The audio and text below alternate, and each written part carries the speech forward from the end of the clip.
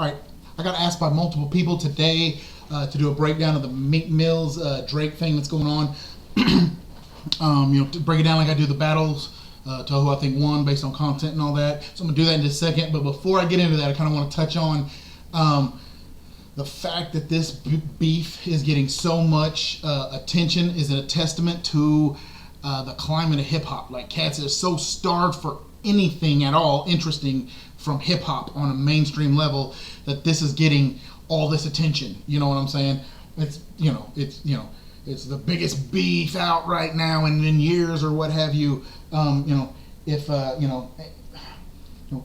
you are in junior high and you've gone all the way up to 7th, 8th grade junior high and you've never seen a fight in your life, and then one day on the playground, two cats start slapping on each other like that, it's a fight to you. World Star, let's go check it out. You'll flock to it.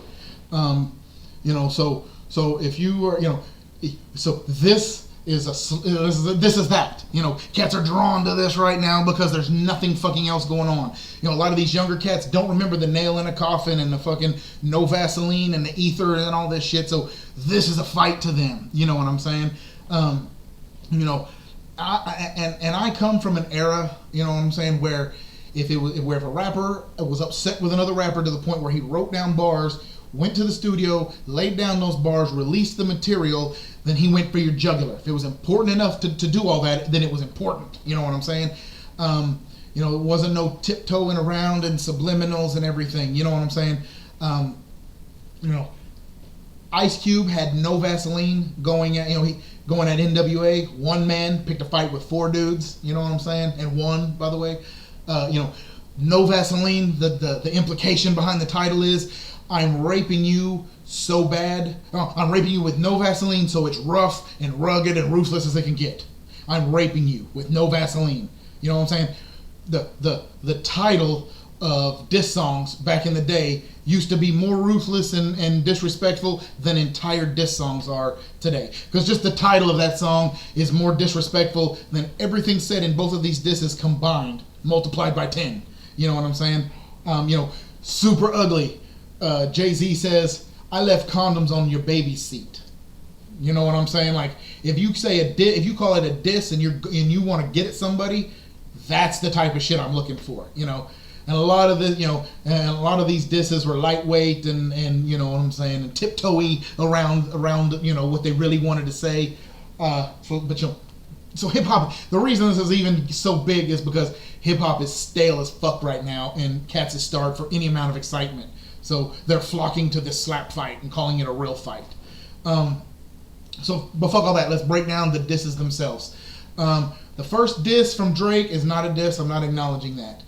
So we're talking about Drake's Back to Back and Meek Mill's is Wanna Know. Now, no, Drake's Back to Back, first off, the cover is Joe Carter from the '93 World Series when Toronto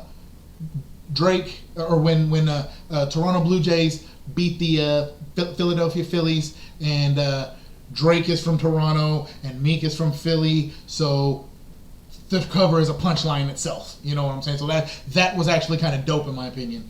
But the song itself, bunch of filler. You know what I'm saying? Handful of actual lines going at Meek. He has the is this your girls tour, or is this a world tour, your girls tour? He's got the this ain't what she meant by opening up more. And that's a reference to Meek dating Nicki Minaj. You know what I'm saying? Him opening up for her on her tour.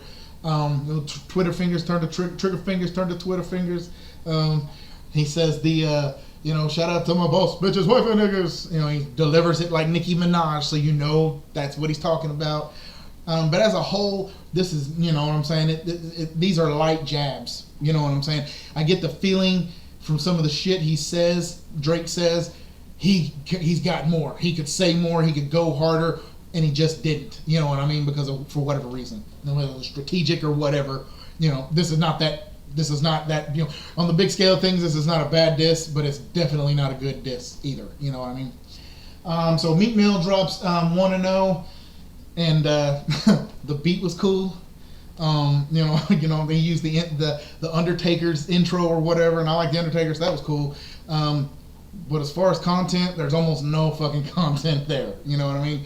He does say something along the lines of who was riding through the six with Quentin, and that's a reference to, Drake has a song called Riding Through the Six, and Quentin Miller is supposedly Drake's ghostwriter. So it wasn't Drake riding through the six, it was Quentin. So who was riding through the six with Quentin? You know, he's saying Drake's got a ghostwriter or whatever, you know. And I'm reaching to get to that one as memorable lines from this diss. And it pisses me off because Meek Mill can rap. He's got a skill set, and Drake is like a walking ammunitions bank. You know, you could say there's a whole lot out there that you could use to diss Drake for. He's a black Canadian rich kid from Toronto who was on a heartthrob on a teen sitcom back in the day. You know what I'm saying? Like, that's jokes for days and, ammunition for days, and he didn't do none of that. You know what I'm saying? And like I said before, maybe it's just because I'm from the nail in the coffin and the fucking super ugly and the fucking no Vaseline era that, and this shit is baby bun soft compared to those disses. You know what I'm saying? So this is way overhyped. You know what I'm saying? Like, had they not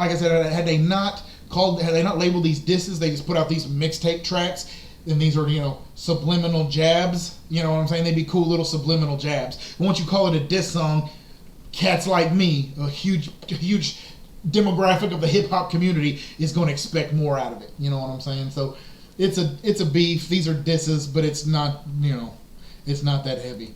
Drake wins, by the way, just off, what I'm saying. Drake releases, an average, jab-filled song, and Meek comes even worse than that, so I guess Drake wins by default. So that's what I think. Holla at me.